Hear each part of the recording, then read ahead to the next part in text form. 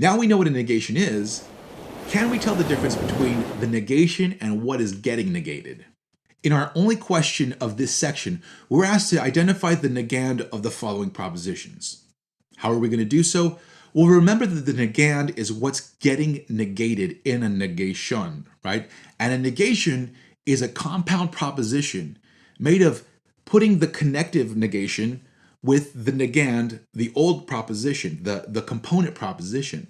When you put those two things together, you come up with this new negation, this new compound proposition that is true if and only if the negand, that component proposition, is false, and it's false if and only if that component proposition is true. So we'll run the following test.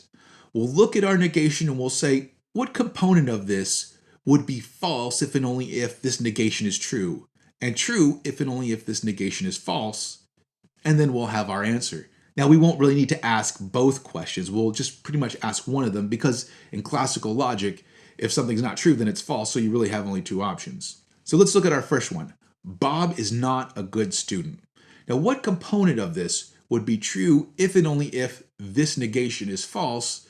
Well, it looks like it would be Bob is a good student. If Bob is a good student is true, then this negation, Bob is not a good student, is false.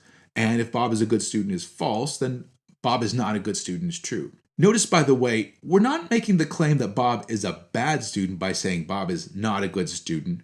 We're just denying that he is a good student. That's kind of important in a negation. All you're saying is that that component proposition is false if this new proposition is true. Number two, I haven't decided not to go to the party. Now, this one's a little bit of a curveball. It may seem obvious that the answer is I haven't decided to go to the party. But really that word haven't is sneaking in the word not in there. We actually have two words not. I have not decided not to go to the party. So which one is the connective negation and which one is the negand? The negand could be I haven't decided to go to the party. It could be I have decided not to go to the party. Or it could be I have decided to go to the party. Which one could it be? Well, one way we could do this is to notice that that second not has a limited scope, right? That not doesn't apply to the whole proposition. It's not a connective for this whole negation. It only applies to that last phrase, to go to the party. So that can't be our guy, right? That can't be our connective that we want to remove to get our negand.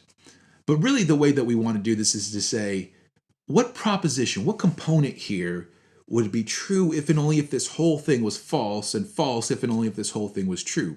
Well, that first one, I haven't decided to go to the party, could be true when our new negation is also true. It might be the case that you haven't decided not to go to the party, but you also haven't decided to go to the party. It might be the case that you haven't made up your mind either way. That last proposition also could be true if our negation is true. It might be the case that you haven't decided not to go to the party because you have decided to go to the party. Really, the only one that has to be false if this new negation is true is that second one. I have decided not to go to the party. So that's our negand. Number three, Mars isn't the closest planet to the sun. This one seems a little bit obvious. What component of this would be true if and only if this whole thing were false? Mars is the closest planet to the sun. Number four, it is not the case that Alice is late. Which component of this would be true if and only if this whole thing were false? It is the case that Alice is late. Now notice it could also be just that Alice is late. Remember, it's not the sentence itself. Really, it is the proposition that the sentence expresses. So it is not the case that Alice is late expresses the same proposition as Alice is not late. It is the case that Alice is late expresses the same proposition as Alice is late. And it's those two propositions that are expressed that are actually negation and negand. Number five, I don't like scrambled eggs. What component of this would be true if and only if this were false? I do like scrambled eggs, or I like scrambled eggs, or something like that. Number six, scrambled eggs aren't good for you. What component of this would be true if and only if this were false? Scrambled eggs are good for you. So that is our connective negation.